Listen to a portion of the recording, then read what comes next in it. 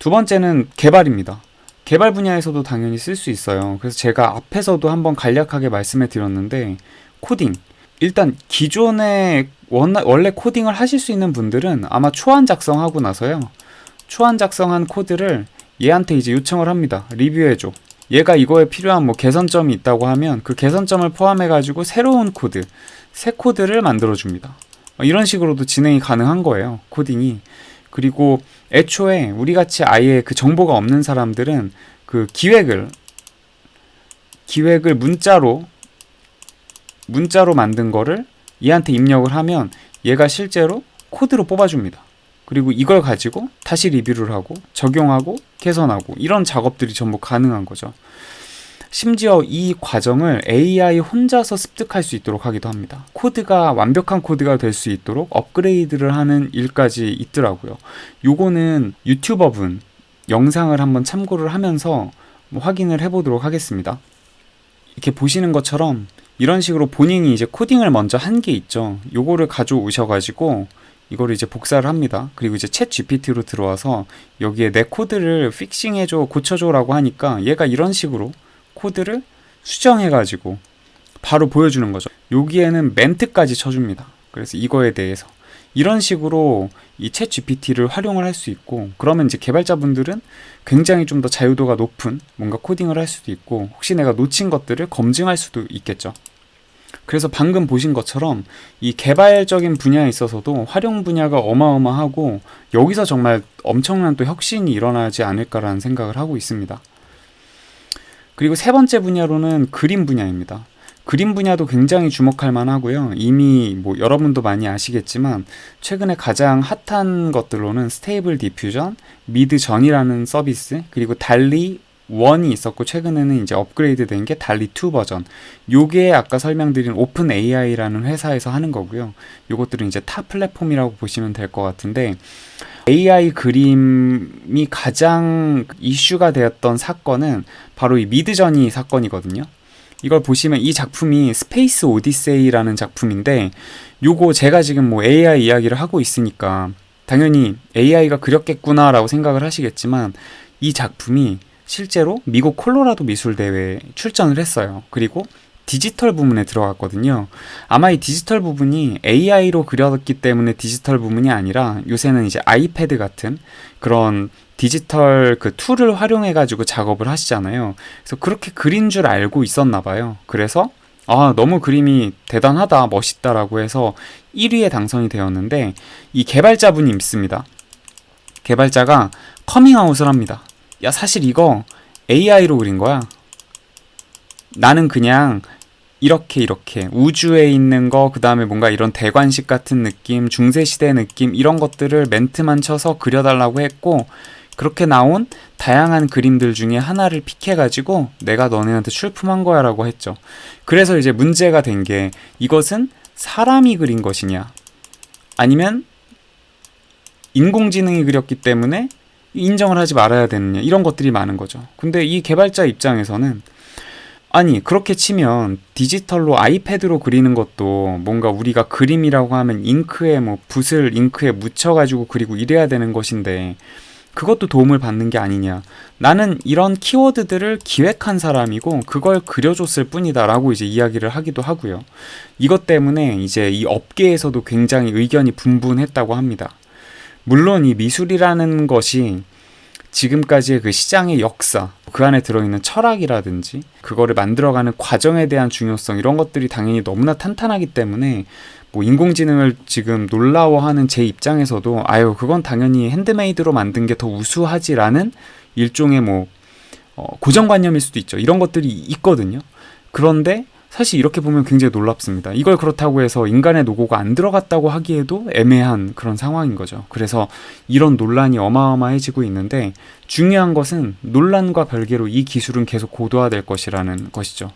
결국 어느 정도의 법제화가 되고 제도 안에서 이게 남용되지 않도록 하는 게 중요할 것인데, 이런 기술들이 단순히 그림을 그려주는 걸 떠나서 얼마나 커질지는 정말 저는 아직은 가늠을 하지 못할 것 같습니다.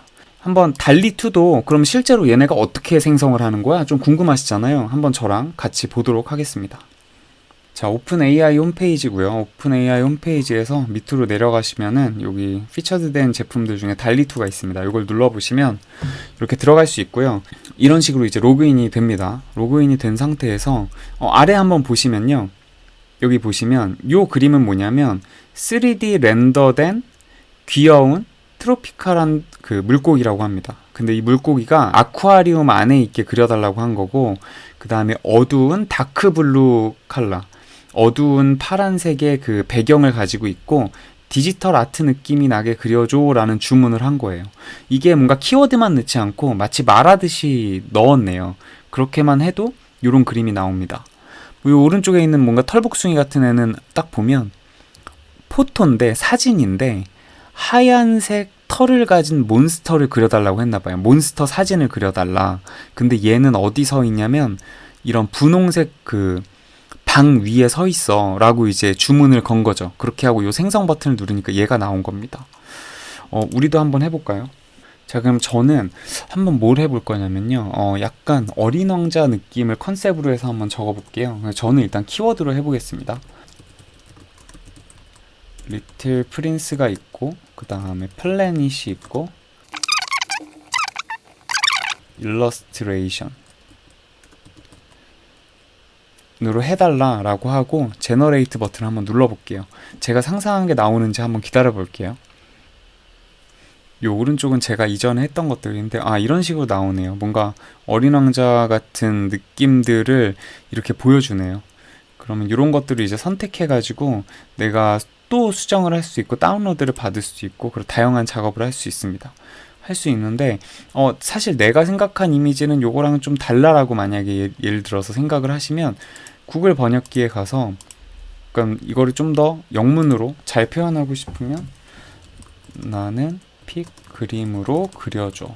제가 이번에 굉장히 좀 길게 설명을 써봤는데 요거를 이제 복사해서 한번 가져와 볼게요. 달리가 얼마나 차별화된 느낌으로 그릴지 좀 궁금하잖아요. 그래서 이렇게 한번 붙여보겠습니다.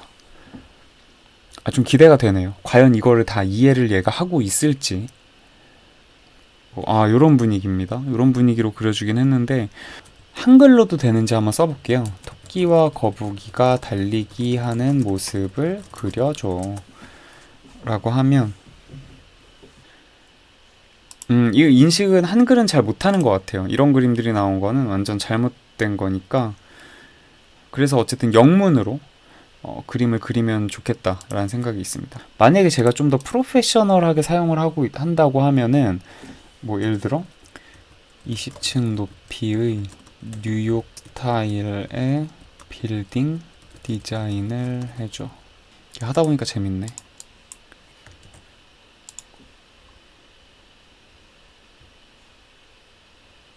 뭐 이런 식으로 나오네요. 건축사무소에서 사용할 20층 높이의 뉴욕 스타일의 빌딩의 건축 도면을 그려줘. 이것도 나오면은 대박이다. 그쵸?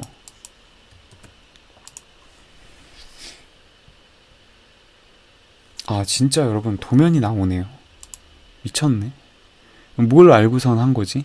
그러니까 만약에 저는 지금 뭉뚱그려서 얘기했지만 실제로는 명칭에 뭐 내가 이 빌딩 단면에 넣고 싶은 뭐 방이라든지 아니면은 뭐 컨퍼런스 룸 입구의 위치 이런 것들을 디테일하게 넣을 수 있다는 거잖아요. 그리고 몇 바이 몇인지 이런 것까지 다 넣을 수 있다는 얘기거든요. 그러니까 지금 굉장히 러프하게 나왔지만 얘가 뭔가 끄적였어요. 그러니까 되게 약간 소름 돋는 그런 느낌이 있는 것 같습니다. 어쨌든 요게 이제 우리가 달리를 활용한 거거든요. 다시 이제 PPT로 돌아가 보면 저 어떻습니까? 지금 컴백을 했는데 달리2 엄청 놀랍지 않습니까? 그러니까 이런 식으로 활용할 수 있는 게 굉장히 무궁무진하다는 걸 우리는 알 수 있습니다. 그럼 실제로 얼마나 뭐 대단한 곳에 쓰였는지 한번 활용 사례를 보시면 뭐 딱 나와 있죠. 이 유발 하라리의 사피엔스. 이 사피엔스가 10주년 기념 특별 서문을 인공지능이 썼다고 해요. 그래가지고 굉장히 좀 이슈가 됐던 적이 있죠. 그리고 실제로 유발 하라리도 인공지능에 관심이 많아서 관련된 컨퍼런스에 굉장히 많이 나오는 걸로 알려져 있습니다. 이게 이제 한국어로 한 230단어, 그리고 이게 890자 정도에 이제 달하는 서문을 실제로 썼다고 해요. 10주년 한번 기념 특별 서문을 한번 참고해 보시면 될 것 같아요. 다음으로는 RTL이라고 하는 유럽에 있는 민영 방송이 있거든요. 뭐 독일 재벌 베르텔스만의 자회사라고 합니다. 이 RTL은 실제로 어떻게 사용하는지를 이렇게 보시면은 이 고객들이 달리 툴을 사용해서 텍스트 또는 이 이미지들 있죠. 이 텍스트나 이 이미지들을 사용하여 맞춤형 이미지를 생성할 수 있다고 해요. 그러니까는 뭔가 이렇게 제목을 먼저 정해놓고 그거에 대한 이미지를 만들거나 애초에 이런 제목 자체를 우리가 만들어 놓을 수 있는 그런 식의 이제 기능들이 된다고 합니다. 그래서 이렇게 다양한 이미지들을 뭐 동화나 아니면 스토리텔링 하는데 활용할 수 있다고 하고요. 다음은 이제 마텔 주식회사인데요. 마텔은 굉장히 유명한 곳이죠. 미국의 장난감이랑 게임 제조 업체인데 이 이름은 헷갈리실 수 있어요. 이름은 헷갈리실 수 있는데 바비 인형 너무나 잘 아시죠? 바비 인형. 그리고 여기는 지금 없지만 토마스와 친구들 이것도 이제 아이들 장난감으로 굉장히 유명하고요. 핫휠 이게 이제 핫휠이죠. 여기 핫휠인데 실제 그런 활용 사례를 보시면 이 마텔에서 이 핫휠 자동차를 디자인하는 팀 이런 팀에서는 와 지금 보시는 것처럼 너무 멋있잖아요. 이런 식으로 작업을 한다고 하는데 예를 들어서 이런 식으로 이제 자동차 컨셉을 인공지능한테 이제 글을 줘가지고 뽑아낸 다음에 실제로 이제 디자이너 분들은 요걸 이렇게 고도화를 할 수 있겠죠. 업그레이드를 해가지고 사용을 할 수도 있을 것 같아요. 그리고 제가 달리 툴을 아까 설명드릴 때는 이제 글만 작성을 했었잖아요.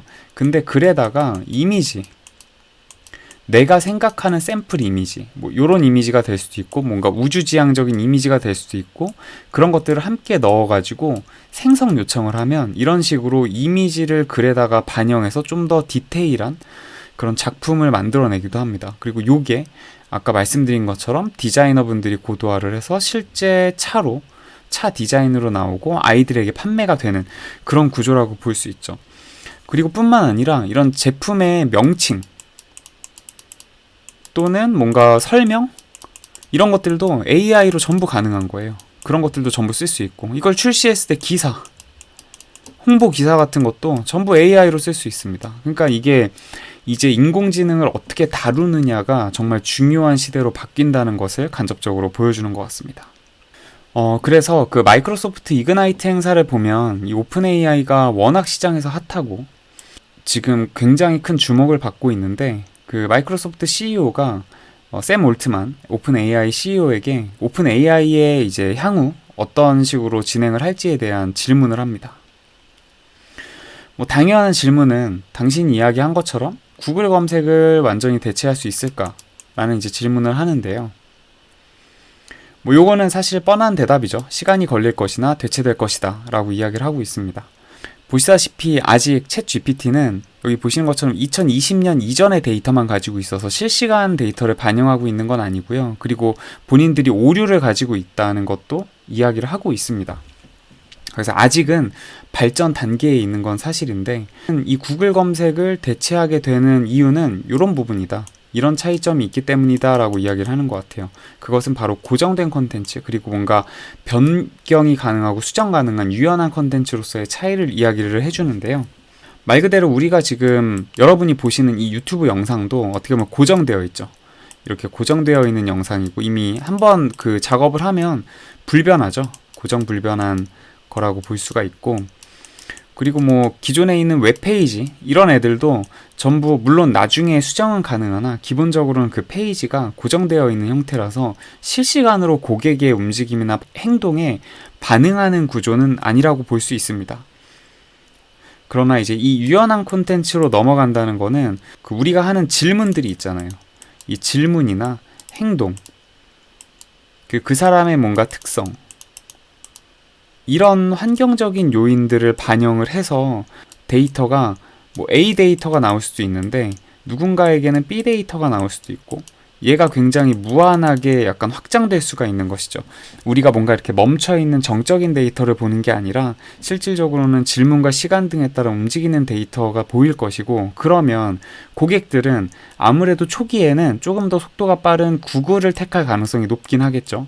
하지만 만약에 구글 못지않은 속도와 정확성 그리고 그런 호기심을 채워주거나 좀 더 그 인공지능이 같이 뭔가 사유할 수 있는 단계까지 올라가게 된다면 이건 무조건 이 그 구글을 대체할 수 있을 것이라고 볼 수가 있겠죠. 물론 구글이 가만히 있지는 않을 겁니다. 구글도 역시 AI 지금 뭐 부서에서 좀 많이 그 불똥이 떨어져가지고 더 열심히 하고 있다고 하는데, 구글도 이런 오픈 AI 같은 기업들이 자신들의 영역을 침범하는 거를 어떻게 보면은 가만히 보고 있을 회사가 아니기 때문에 경쟁이 굉장히 많이 이루어질 거고, 오픈 AI가 정말 구글을 넘어서는 혁신적인 서비스를 빠르게 내놓는다면 어떻게 보면 대체를 할 수도 있을 것 같습니다. 그래서 향후에 어떻게 발전될지 굉장히 궁금하고요. 그래서 챗 GPT가 그러면 당장 어떤 식으로 확장할까에 대해서, 너네가 정말 잘 성장할 수 있을까라는 물음을, 이제 비슷한 질문을 한 번 더 던지는데, 유튜브가 기존의 TV를 무너뜨린 걸 사례로 해서 설명을 해줘요. 요거는 지금 뭐 MZ, 아마 Z세대 분들은 보신 분들이 거의 없을 것 같아요. 그리고 밀레니얼 세대도 뭔가 30대 중후반 정도는 돼야지 기억나지 않을까 하는데, 예전에 여러분 이런 실제로 그 TV 편성표가 있었습니다. 뉴스데스크 8시에 이렇게 고정돼서 하고 있었네요. 이때만 해도 만약에 우리가 뭐 역사나 아니면 이런 일일 연속극의 이 8시는 관심이 없음에도 불구하고 우리가 볼 수 있는 미디어 자체가 얼마가 없었죠. 그렇기 때문에 대부분 여기 앉아가지고 시청을 할 수밖에 없었습니다. 강제로. 그래서 여기서 없었던 거는 뭐냐면, 개인들의 취향이라는 게 사실은 반영이 되지 않았던 시대인 거죠. 공급자 입장에서 강제되어 있던 구조라고 볼 수가 있는데, 지금 여러분 유튜브가 등장하고 어떻게 됐나요? 여러분이 너무나 잘 아시는 것처럼 유튜브는 뭐 여기 상업 참여적 필터라고 이야기하는데, 쉽게 얘기해서 시청 패턴을 분석을 하죠. 그래서 우리가 어떤 걸 클릭을 하면 그 영상이 가지고 있는 뭐 특성이 있지 않겠습니까? 그거를 분석을 계속해서 뭔가 추천을 해준다. 이거 좀 복잡하시면 그냥 쉽게 설명을 하면, 제가 이제 동물농장을 좋아하는 거죠. 그러니까 동물 나오는 걸 보면은 제가 그냥 보게 되거든요. 아무 생각 없이.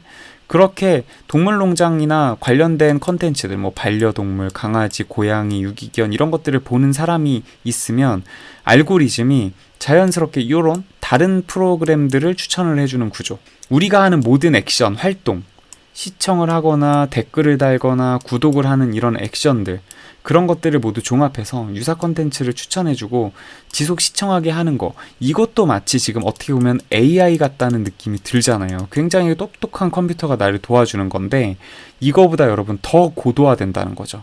AI는 지금보다 더 정교해진다는 겁니다. 예를 들어 지금 구글 추천 같은 거 보면, 제가 예를 들어서 골프 관련된 장비를 좀 사고 싶은 거예요. 그래서 그립을 교체하고 싶어가지고 검색을 좀 해봤는데, 이게 저는 그립을 샀는데도 불구하고 계속 그립 광고가 붙어서 나오는 겁니다. 난 샀는데. 그래서 좀 불편하셨던 적 많죠. 아니면 난 사지는 않았고 그냥 우연히 조회만 해봤어.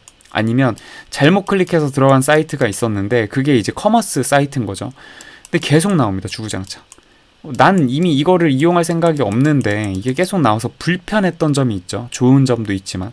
근데 그런 것들이 더더욱 사라지고, 뭔가 고도화된 타겟팅, 그리고 정말 검증된 정보, 또 상대적으로 저렴한 비용으로 이런 이제 광고 시장이 바뀔 것이고, 이렇게 되면 아마 지금 나오는 수익 모델보다 더 엄청난 수익 모델이 등장해서 기업들이 더 뭔가 고객들을 대상으로 물건을 팔기 용이한 시대가 될 거라고 보고 있습니다.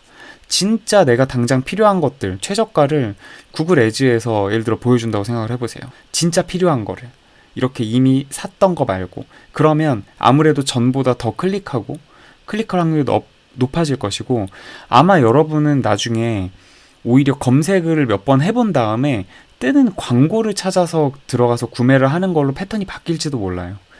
그러니까 알 수 없는 거죠. 이런 식으로 고도화가 될 수 있다 라고 보실 수 있겠습니다. 그래서 마지막 질문으로 이런 질문도 합니다. 오픈 AI가 그러면 지금 열심히 하고 있는데 너희는 다음 단계로는 무엇을 보고 있느냐라고 할 때 이제 두 가지를 이야기를 해주는데요. 그 첫 번째가, 우리는 기술에 대한 도덕적 기준을 확립하고자 한다라는 이야기를 합니다. 우리 그 수능 시험 볼 때도요, 여러분 이거 기술윤리 관련된 내용 있죠.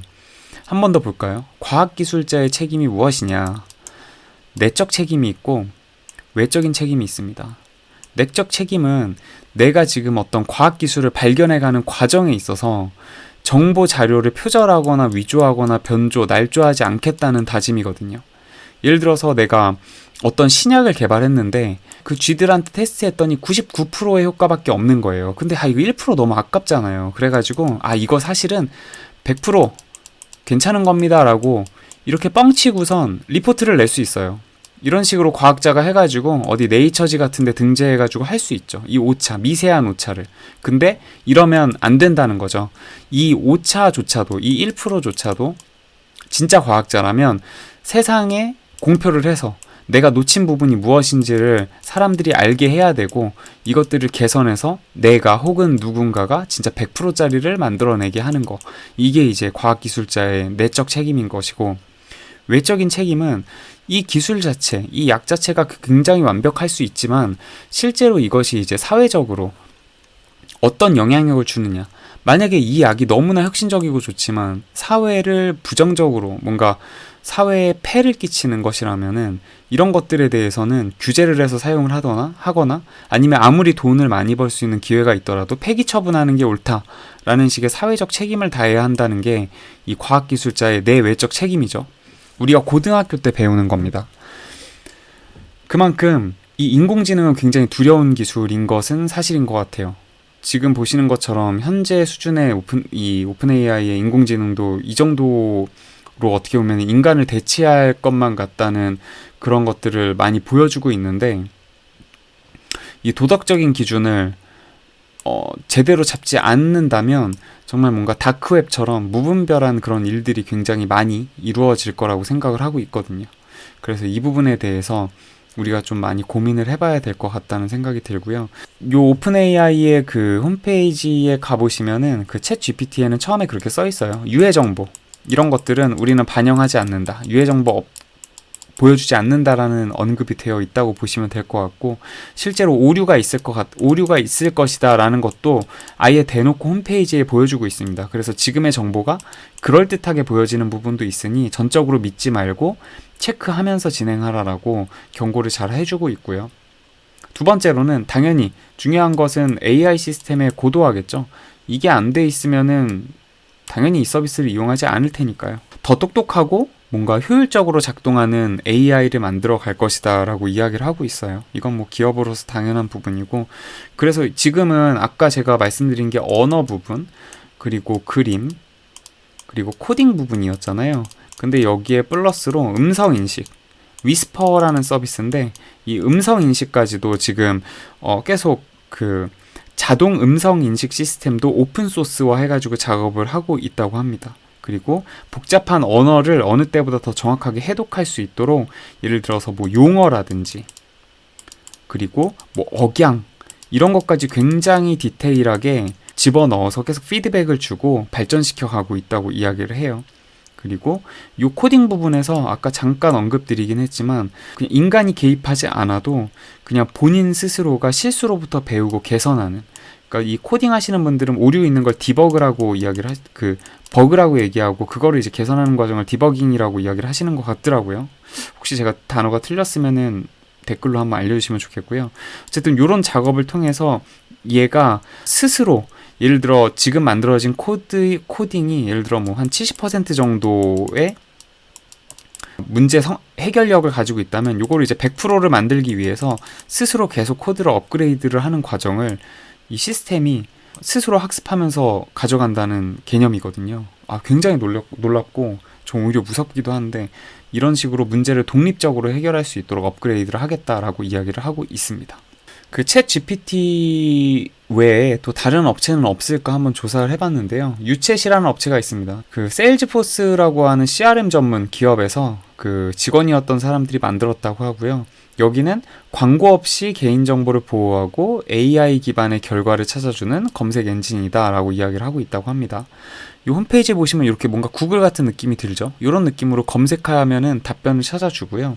얘네는 우리는 챗 GPT에다가 구글 검색 기능까지 포함되어 있는 것이라고 이야기를 하고 있습니다. 이걸 이제 유챗 서치 엔진이라고 이야기를 붙였네요. 장점은 챗 GPT는 2021년까지인데 얘는 최신 정보까지 반영을 한다고 합니다. 근데 실제로 테스트를 해봤을 때 그렇게 완벽하게 반영이 되는 것 같지는 않아요. 그리고 얘네는 뭐 사용자 정보를 저장하지 않는다. 그래서 타겟 광고는 안 하겠다라고 하고 있으나 아마 향후에는 비즈니스 모델에 넣지 않을까 하고 있습니다. 현재는 그래서 이제 광고는 없는데 그냥 검색 환경 구축하는 데 비용을 쓰고 있고, 뭐 월마트 앱에 일부 뭐 제품을 같이 홍보해 주는 식으로 판매 수익을 얻는다고 하나 크진 않은 것 같아요. 근데 여기에 단점은 챗 GPT와는 다르게 유해한 검색 결과도 아직은 모두 포함되어 있습니다. 그러니까 개방성을 가지고 있는 거고, 그리고 또 이제 생성된 컨텐츠에 대해 책임지지 않겠다라고 이야기를 하고 있는데, 이런 부분은 좀 다르다고 할 수 있겠죠. 그리고 국내 사례 중에 하나로 이제 리튼이라고 해서 최근에 이제 CES에서도 여기서도 좀 주목을 받은 그 기업인데요. 여기는 그 네이버에서도 AI가 있거든요. 인공지능. 네이버의 하이퍼클로바가 또 오픈소스로 되어 있는데, 처음에는 여기에 있는 그 인공지능 기술을 활용을 했고, 지금은 챗 GPT나 스테이블 디퓨전 같은 것들도 이제 반영을 해서 작업을 하고 있는데, 여기서 하고 있는 일이 뭐냐면요, 이 업무용 텍스트나 이미지를 AI가 자동적으로 생성해주는 일을 하고 있습니다. 뭐 예를 들면 유튜브에 있는 썸네일이나 아니면 구독자분들이 보실 수 있게 넣는 뭔가 후킹하는 문구 같은 것도 생성을 해주거든요. 그래서 이미 국내에서 6만 명 이상의 유저가 사용하고 있는데, 뭐 마케터들은 마케팅 문구, 뭐 크리에이터들, 그리고 기자분들도 3개월간 한 12억 개 정도의 그 결과물을 생성을 했다고 하네요. 그래서 CES에서 혁신상을 최근에 수상을 했고요. 여러 가지 카테고리가 있는데 제가 이제 신년 인사말을 한번 작성을 해봤습니다. 대상은 팀 멤버고, 전하고 싶은 말은 새해 인사를 정중하고 캐주얼하게 작성해주세요. 이건 말이 안 되죠. 그래서 그 답변이 뭐 이런 식으로 답변이 나오는데, 이제 인공지능이 이런 식으로 다양한 분야에서 활용되고 있다는 점을 우리가 알 수 있을 것 같습니다. 이상으로 챗 GPT 관련된 내용을 일단 설명 마치겠습니다. 관련해서 제가 이제 참고한 사이트들 출처 이렇게 공유 드리고요. 좋은 정보들이 많이 채널들에 나와 있으니까 참고해 주시면 될 것 같고, 네, 지금까지 긴 내용인데 어쨌든 시대가 이렇게 바뀌고 있다라는 거를 한번 참고해 주시면 좋을 것 같아요. 이 오픈 AI라는 기업, 그리고 챗 GPT라는 서비스가 우리 실생활에 어떤 변화를 줄지, 또 어떤 뭐 영향을 미칠지 굉장히 궁금하고 기대가 되기도 합니다. 한번 제가 알려드린 사이트 가보셔가지고 여러 가지로 검색도 해보시고 활용하면서 2023년이 또 어떤 식으로 흘러갈지 미리 예측해 보시면 좋을 것 같습니다. 이상으로 공유드리고 싶었던 내용 마치겠습니다. 오늘도 제 유튜브 영상 봐주셔서 진심으로 감사드리고요. 구독과 좋아요, 알림 설정도 해주시고, 또 저는 재밌는 콘텐츠들 가지고 돌아오도록 하겠습니다. 감사합니다.